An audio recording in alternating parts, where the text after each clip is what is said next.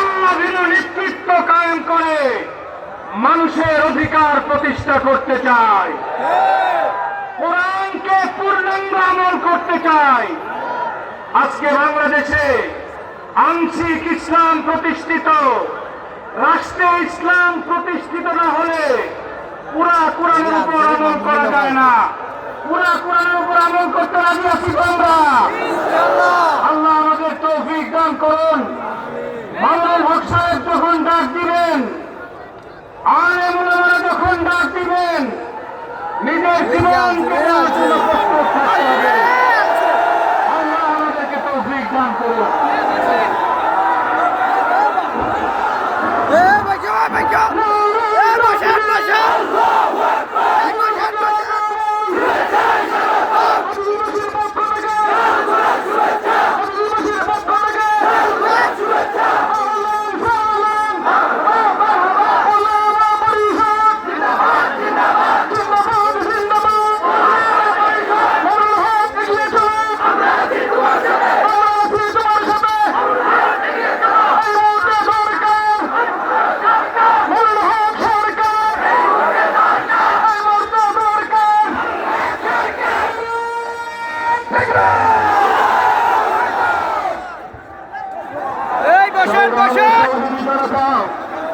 আমরা সবাই বসে পড়ি। সেই যে যারা আছে আমরা মেহরবানি করে বসে যাই। আমরা সবাই বসে পড়ি। আমাদের সংগ্রামী নেতা মুসলিম আলমগীর কোরআন বিখ্যাত আলমগীর শাইখুল হাদিস ইবনে শাইখুল হাদিস আল্লামা মাওলানা হক হাফিজাহুল্লাহ উপস্থিত হয়েছেন। এই মুহূর্তে বক্তব্য প্রদান করবেন আজকের উলামা পরিষদ পাদপ্তি থানার ঐতিহাসিক ইসলামী মহাসম্মেলনের এই পর্যায়ে অত্যন্ত গুরুত্বপূর্ণ আলোচনা পেশ করবেন মুসলিম জননেতা শাইখুল হাদিস ইবনে শাইখুল হাদিস আল্লামা মাওলানা হক।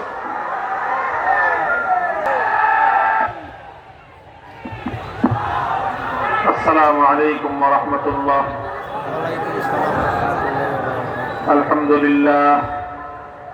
الحمد لله نحمده ونستعينه ونستغفره ونؤمن به ونتوكل عليه ونشهد أن لا إله إلا الله وحده لا شريك له ونشهد أن سيدنا ومولانا محمدا عبده ورسوله صلى الله تعالى عليه وسلم। এইভাবে চলতে চলতে 18 শতক পর্যন্ত পৃথিবীতে মুসলিম সমাজে আল্লাহর আইন বলবৎ ছিল। যখন 1757 সালে এই পাক ভারত উপমহাদেশকে ব্রিটিশ সাম্রাজ্যবাদ দখল করে নিল, ব্রিটিশরা আমাদের দেশ দখল করলো, ফ্রান্স গোটা মুসলমানদের আফ্রিকার বিশাল অঞ্চল দখল করলো, ইতালীয় সাম্রাজ্য দখল করলো। এইভাবে পশ্চিমা সাম্রাজ্যবাদীরা মুসলিম দেশগুলো দখল করতে করতে তারা যখন মুসলমানদের বিশাল অঞ্চল দখল করে নিল, এই প্রথম ভারত উপমহাদেশে ব্রিটিশরা আল্লাহর আইন উৎখাত করে দিয়ে ব্রিটিশ পরবর্তীত আইনের দ্বারা মুসলমানদের এই দেশকে তারা শাসন করতে আরম্ভ করলো। যখন আল্লাহর আইনের পরিবর্তে ব্রিটিশ পরবর্তীত শাসন ব্যবস্থা আইন চালু হলো, তখন এদেশের আলেম সমাজ ফতোয়া জারি করলেন। শাহ আব্দুল আজিজ মুহাদ্দিস দেহলভী রহমতুল্লাহ আলাইহি 1803 সালে ফতোয়া দিলেন যে এলাকায় এই দেশে মুসলমানের সংখ্যা যতই হোক, মুসলমানরা যত নিরাপদে ধর্মকর্ম পালন করুক না কেন, যেহেতু রাষ্ট্রে আইন আল্লাহর নেই, বরং আল্লাহর আইনের পরিবর্তে ব্রিটিশের আইন চলছে, যেই দেশে যেই জনপদে ব্রিটিশের আইন চলে, মানুষের আইন চলে, সেই জনপদ দারুল ইসলাম থাকতে পারে না, সেই জনপদ ইসলামের দেশ থাকে না, সেই জনপদকে বলা হয় দারুল হরব, অর্থাৎ সেই জনপদ হলো শত্রু কবলিত দেশ। ইসলামের দৃষ্টিতে সেই দারুল হরবকে, শত্রু কবলিত সেই দেশকে আবার ইসলামের দেশে পরিণত করার জন্য জিহাদ করা প্রত্যেক মুসলমানের জন্য ফরজ। এই ফতোয়া দেওয়ার পরে 1831 সালে বালাকোটের রণাঙ্গনে জিহাদ হয়, 1857 সালে সামরিক রণাঙ্গনে জিহাদ হয়, মুসলমানরা জিহাদ করেছে। আবার ব্রিটিশের শাসনকে বাতিল করে আল্লাহর আইনের দ্বারা মুসলিম সমাজকে শাসন করার যুগ ফিরিয়ে আনবার জন্য বারবার মুসলমানরা শাহাদাত বরণ করেছেন, জীবন দিয়েছেন, কিন্তু সফলতা লাভ করতে পারেন নাই। 1866 সালে দারুল উলুম প্রতিষ্ঠিত হওয়ার 80 বছরের মাথায় 1947 সালে এই ব্রিটিশরা ভারত উপমহাদেশ, এই পাক ভারত বাংলাদেশ এই অঞ্চল ছেড়ে ব্রিটিশরা পালিয়ে যেতে বাধ্য হয়। ব্রিটিশরা যখন এই দেশটা ছেড়ে চলে যায়, তখন এই দেশে প্রধান দুই জাতি বসবাস করত। এক জাতি হলো মুসলিম, আরেক জাতি হলো হিন্দু। তখন মুসলমানরা চিন্তা করলো, যদি আবার আমরা হিন্দুদের সঙ্গে একসাথে একটা দেশ গড়ি, তাহলে সংখ্যা বেশি হিন্দু মুসলমানদের তুলনায় হিন্দুরা সংখ্যায় বেশি থাকার কারণে রাষ্ট্রের মধ্যে হিন্দুদের প্রভাব থাকবে, মুসলমানদের আল্লাহর আইন, ইসলামী শাসন, শরিয়ার আইন বাস্তবায়ন হবে না। এই জন্য মুসলমানরা তখন সিদ্ধান্ত নিল যে আমরা ছোট হলেও আলাদা রাষ্ট্র চাই। 1947 সালে মুসলমানদের জন্য একটা আলাদা ভূখণ্ড হলো, আলাদা একটা রাষ্ট্র হলো। আর সেই রাষ্ট্র গঠন করার জন্য এই পাক ভারত উপমহাদেশে সবচেয়ে বেশি ত্যাগ আর কোরবানি স্বীকার করেছে এই বাংলাদেশের মুসলমানরা। বাংলাদেশের মুসলমানরা বাড়ির কাছের এই কলকাতাকে লাথি মারছে, বাড়ির কাছের দিল্লিকে তালাক দিয়েছে, নিজের বাড়ির চতুর্পার্শ্বে ভারতকে উপেক্ষা করে 2000 মাইল দূরে পশ্চিম পাকিস্তানের মুসলমানদের সঙ্গে একসাথে হয়ে একটা রাষ্ট্র গঠন করেছিল। উদ্দেশ্য ছিল পশ্চিম পাকিস্তানিদের সঙ্গে ঐক্যবদ্ধ হওয়া নয়, বরং টার্গেট আর উদ্দেশ্য ছিল একটাই, সেটা হলো এখানে আইন আর শাসন হবে আল্লাহর আইন, শাসন হবে কোরআনের শাসন। এজন্য আমাদের এই বাংলাদেশের মুসলমান আমাদের বাপ-দাদারা অনেক ত্যাগ আর কোরবানি স্বীকার করেছেন। মুহতারাম হাজরিন, সেই দুঃখজনক ইতিহাস বলবার সময় আমার নাই। যত ত্যাগ আর কোরবানি আমাদের পূর্বপুরুষরা দিয়েছেন, সেই পশ্চিম পাকিস্তানের বেলুচিস্তান, লাহোর আর করাচি আর সেই খাইবার পাখতুনখোয়ার সীমান্ত প্রদেশের মুসলমানরা, পাঞ্জাবের মুসলমানরা অত রক্ত দেয় নাই। আমার এই বাংলার মুসলমানরা যত ত্যাগ আর কোরবানি স্বীকার করেছে। একটাই আকাঙ্ক্ষা ছিল, একটাই স্বপ্ন ছিল, একটাই চাহিদা ছিল যে আমরা না খেয়ে থাকবো, আমরা না পড়ে থাকবো, আমরা দারিদ্রের কষাঘাতে জর্জরিত হব, সব দুঃখ কষ্ট মেনে নিব, কিন্তু আমরা আমাদের এই জমিনে আল্লাহর আইন চাই, আমাদের জমিনে আমরা কোরআনী শাসন ব্যবস্থা চাই। দুর্ভাগ্যজনক ভাবে 1947 সালে দেশ বিভক্ত হওয়ার পর 24 বছর পর পর্যন্ত পশ্চিম পাকিস্তানি শাসকরা আমাদের সঙ্গে গাদ্দারি করেছে, বিশ্বাসঘাতকতা করেছে। আল্লাহর কোরআনের শাসন দেওয়ার কথা বলে দেশটা স্বাধীন করার পর তারা আর আল্লাহর আইন জারি করে না, কোরআনের শাসন জারি করে না। আমাদের আলেম সমাজ বারবার রাষ্ট্র ব্যবস্থার কাছে, সরকারের কাছে বলল যে কোরআনী শাসন কেন জারি করো না? তারা বলে যে এটা এখনো শিশু রাষ্ট্র, শিশু রাষ্ট্র, এখনই এটাকে ইসলামী শরীয়তের বিধান দিলে এই রাষ্ট্র হজম করতে পারবে না। এই জন্য আগে আস্তে আস্তে রাষ্ট্রটা একটু শক্তিশালী হোক, একটু বড় হোক, তারপরে আমরা কোরআনী শাসন দিব। এইভাবে যেতে যেতে 10 বছর, 15 বছর, 20 বছর চলে যায়, কিন্তু কোরআনী শাসন দেয় না। হুজুরা জিজ্ঞাসা করলেন, আপনার এই শিশু সাবালক হবে কবে? কবে সাবালক হবে? শাইখুল হাদিস আল্লামা আজিজুল হক রাহমাতুল্লাহি আলাইহি আমার আব্বাজান বলতেন, 24 বছরও পাকিস্তান নামক শিশু রাষ্ট্র এটার বালেক হল না। তো যেই পোলা 24 বছরেও প্রাপ্তবয়স্ক সাবালক হয় না, ওই পোলা 90 বছরেও সাবালক হবে না। আল্লাহর কোরআনের আইনের কথা বলে পাকিস্তান স্বাধীন করা হয়েছিল, আল্লাহর কোরআনের আইনের কথা বলে বাংলাদেশ ভারতকে তালাক দিয়েছিল, আল্লাহর কোরআনের আইনের জন্য বাংলাদেশ দিল্লিকে লাথি মেরেছিল, আল্লাহর কোরআনের আইনের জন্য বাংলাদেশ কলকাতা থেকে বিচ্ছিন্ন হয়েছিল। 24 বছর পর্যন্ত সেই কোরআনের শাসন না দেওয়ার কারণে 71 সালে পাকিস্তান ভেঙে খান খান করা হয়েছে।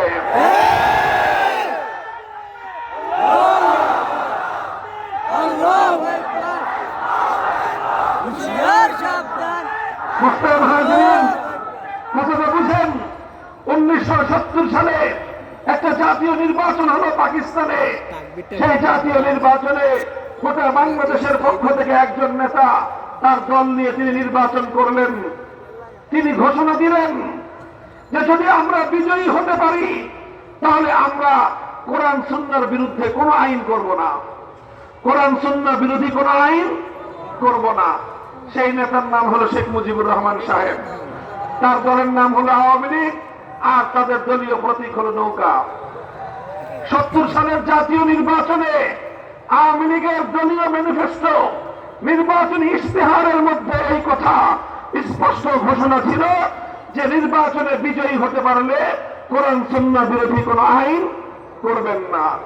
এদেশের মানুষ নৌকা মার্কার বাক্সে সিল মারলো, এমন সিল মারাই মারলো যে একেবারে নিরঙ্কুশ সংখ্যাগরিষ্ঠতা তারা পেল। কিন্তু পশ্চিম পাকিস্তানিরা ক্ষমতা দিল না। 25শে মার্চ ভয়াল কালো রাতে তারা নির্মম হত্যাযজ্ঞ চালালো। 26শে মার্চ স্বাধীনতার ঘোষণা হলো কালুরঘাট থেকে। 16ই ডিসেম্বর বাংলাদেশ স্বাধীন হলো। এই 9 মাসের রক্তক্ষয়ী মুক্তি সংগ্রামের মধ্য দিয়ে বাংলাদেশ স্বাধীন হলো।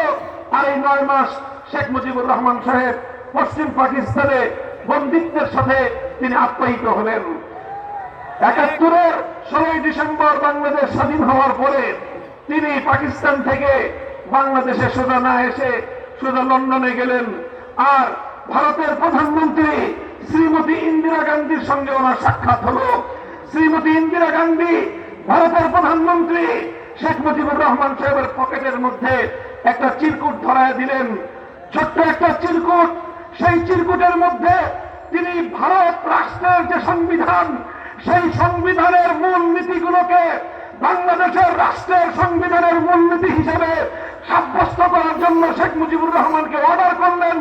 শেখ মুজিবুর রহমান সাহেব বাংলাদেশের নেতা হয়ে ভারতের প্রধানমন্ত্রীর নির্দেশে ভারতের সংবিধানের অনুকরণে 72 সালে বাংলাদেশে একটা সংবিধান দিলেন। সেই সংবিধানের 4 মূলনীতির অনেকগুলো মূলনীতি ছিল কুফরি মূলনীতি, ইসলাম বিরোধী মূলনীতি। সেই মূলনীতিগুলো ছিল মুক্তিযুদ্ধের 71-এর মূল চেতনার পরিপন্থী মূলনীতি। আপনাদেরকে আজকে এই কথাটা বাংলাদেশের মানুষ খুব ভালো করে বুঝতে হবে। একটা হলো 71-এর চেতনা, আরেকটা হলো 72-এর চেতনা। আজ 50 বছর ধরে বাংলাদেশের মুসলমানদেরকে 72-এর চেতনাকে 71-এর চেতনা নামে গেলানো হয়েছে। এই যে ভেজাল চেতনা খেয়ে খেয়ে এদেশের মানুষ অর্ধেক আওয়ামী লীগ হয়ে গেছে। 71-এর চেতনা 72-এর চেতনা এক নয়। 71-এর চেতনা ছিল জালিমের বিরুদ্ধে মুসলিমের লড়াই। 71-এর চেতনা ছিল অধিকার আদায়ের লড়াই। 71-এর চেতনা ছিল স্বৈরাচারের বিরুদ্ধে লড়াই। 72-এর চেতনা ছিল ইসলামের বিরুদ্ধে লড়াই। 72-এর চেতনা ছিল কুফরি ধর্মনিরপেক্ষতাবাদ। 72-এর চেতনা ছিল বাংলাদেশের স্বাধীনতাকে ভারতের সামনে বলি দেওয়া। সেই ভারতের সাথে ভারতের রাষ্ট্রের সামনে বাংলাদেশকে বলি দিয়ে বাংলাদেশের সংবিধানকে জবাই করে ভারতীয় সংবিধান বাংলাদেশের জনগণের উপর চাপিয়ে দেওয়া হয়েছিল। এই জন্যই ভারত সবসময় চায় তার সেবা দাস এই বাংলাদেশে থাকুক। মুহতারাম হাজরিন, দীর্ঘ লম্বা আর আমি কোনো কথা বলবো না। এই জায়গাটায় আমি আমার আলোচনা সমাপ্ত করব শুধু একটা কথা আপনাদেরকে বুঝায় দিয়ে। খুব ভালো করে বুঝে রাখেন, অনেকে মনে করে ধর্ম নিরপেক্ষতা মানে হলো ধর্ম পালনের স্বাধীনতা। না, ধর্ম নিরপেক্ষতা মানে কোনদিন ধর্ম পালনের স্বাধীনতা নয়। ধর্ম নিরপেক্ষতার মূল অর্থ হলো রাষ্ট্রের সঙ্গে ধর্মের কোন সম্পর্ক থাকবে না। এটাই হলো ধর্ম নিরপেক্ষতার সকল বিবেচনার গ্রহণযোগ্য যে ডেফিনিশন। সেকুলারিজমের অর্থই হলো রাষ্ট্রের সঙ্গে ধর্মের কোন সম্পর্ক থাকতে পারবে না। যদি একজন মানুষ ধর্ম নিরপেক্ষতাকে মানে কোরআনে পাকের সূরাতুল মাইদার 6 নম্বর আয়াতকে অস্বীকার করতে হবে। আর যদি সে কোরআনে পাকের সূরাতুল মাইদার 6 নম্বর আয়াতকে বিশ্বাস করে ধর্ম নিরপেক্ষতাকে সে মানতে পারে না। আল-ইয়াওমা আকমালতু লাকুম দীনাকুম ওয়া আতমামতু আলাইকুম নি'মাতি ওয়া রাদিতু লাকুমুল ইসলাম দীনা। ইসলাম হলো পূর্ণাঙ্গ জীবন ব্যবস্থা, এটা আল্লাহ বলে দিয়েছেন।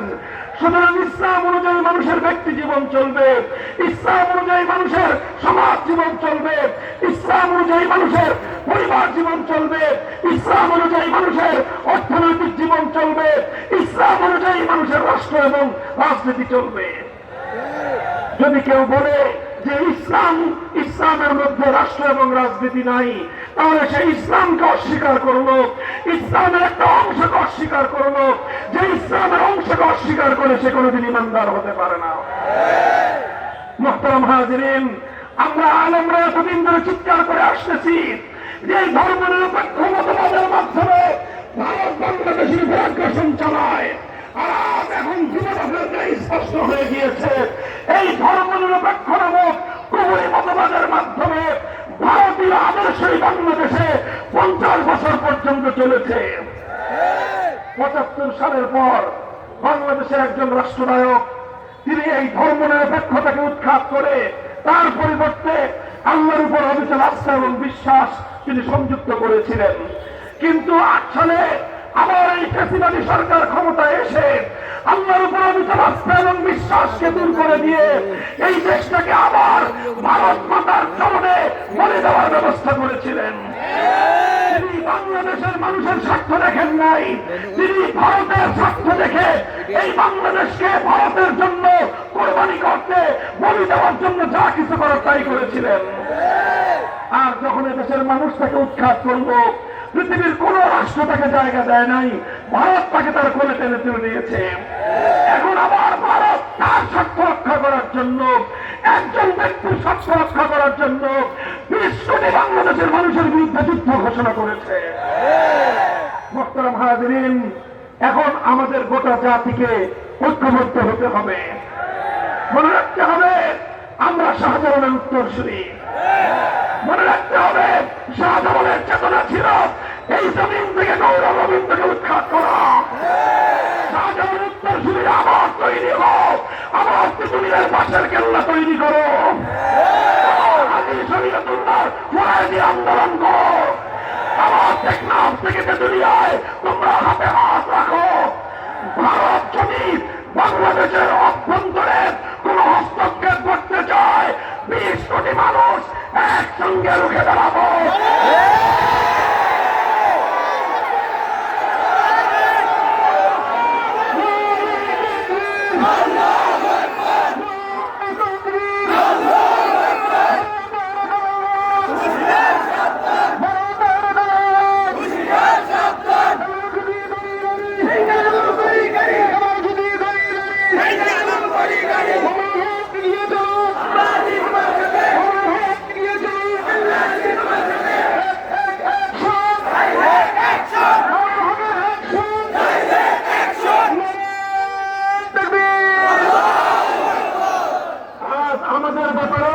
বাংলাদেশের ব্যাপারে ভারত রাষ্ট্র এবং ভারতের মিডিয়া সরকারি ষড়যন্ত্রের অংশ হিসেবে অপপ্রচার চালাচ্ছে।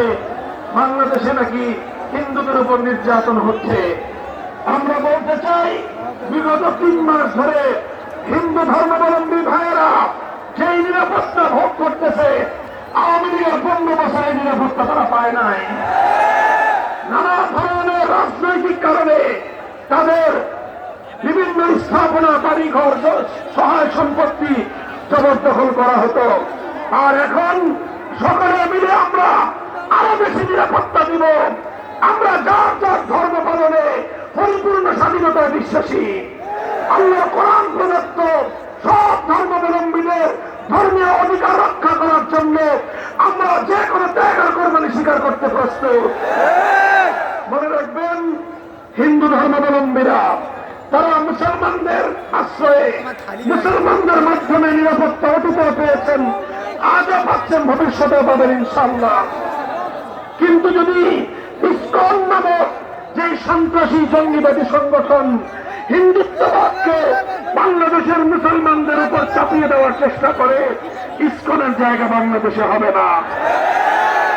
শহীদ সাইফুল ইসলাম আলিফ বাংলাদেশে একজন মুসলিম সরকারি তরুণ আইনজীবী, সরকারি কর্মকর্তা।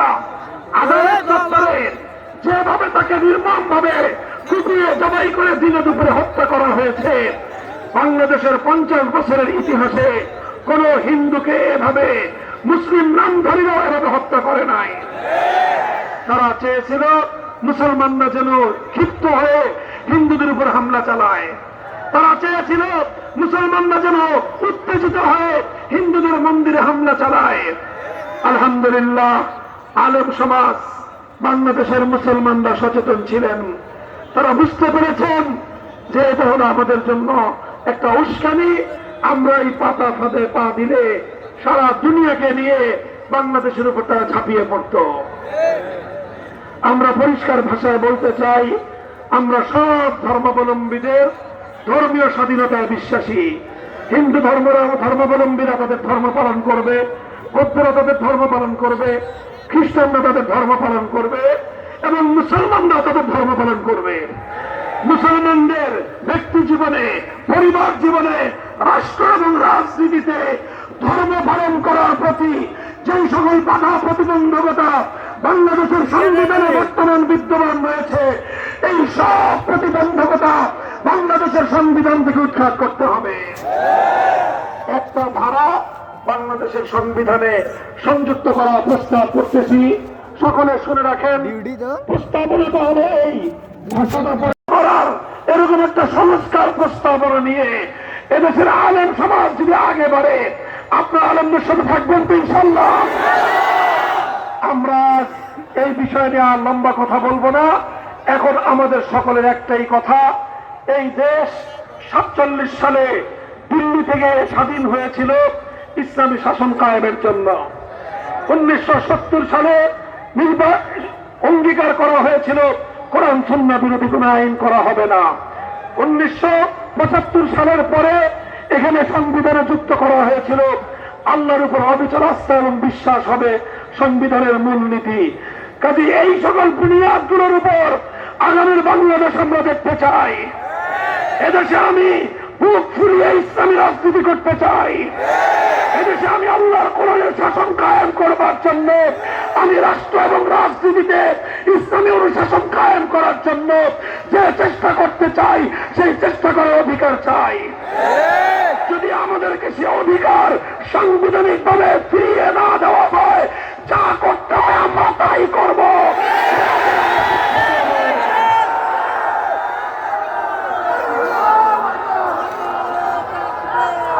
আল্লাহ পাক রব্বুল আলামিন আমাদের সকলকে কবুল করুন। আপনাদেরকে আল্লাহ পাক রব্বুল আলামিন হিম্মত দান করুন, তৌফিক দান করুন। আমাদের এই পবিত্র জনপদকে আল্লাহ পাক সকল বিদেশি আগ্রাসী ভিনদেশী শক্তির হাত থেকে, তাদের ষড়যন্ত্রের প্রশাসন থেকে আল্লাহ পাক হেফাজত করেন। আখির দাওয়ানা আলহামদুলিল্লাহি রাব্বিল আলামিন। সুবহানাল্লাহি ওয়া বিহামদিহি, সুবহানাল্লাহুম্মা ওয়া বিহামদিকা, আশহাদু আন লা আওলাদ রাসূল সৈয়দ আসাদ মাদানী দাওয়াত বারাকাতুহুম ভারত উক্ত ইসলামী মহাসম্মেলনে আমরা সকলেই উপস্থিত হওয়ার জন্য চেষ্টা করব। আগামী স্বেচ্ছাসেবক ভাইদের দৃষ্টি আকর্ষণ করছি, সবাই তোমরা আপাতত স্টেজে চলে আসো। তোমাদের পরবর্তী কি কি কাজ হবে সেগুলো এখান থেকে তোমাদেরকে সন্ধান করে দেওয়া হবে। প্রত্যেকে স্টেজে চলে আসো। আগামী 17 ডিসেম্বর রোজ মঙ্গলবার তোমার ইসলামী হাফিজিয়া মাদ্রাসা গড়িপাড়া বিরামপুরের উদ্যোগে ইসলামী মহাসম্মেলন, আমরা সেখানে উপস্থিত থাকার চেষ্টা করব।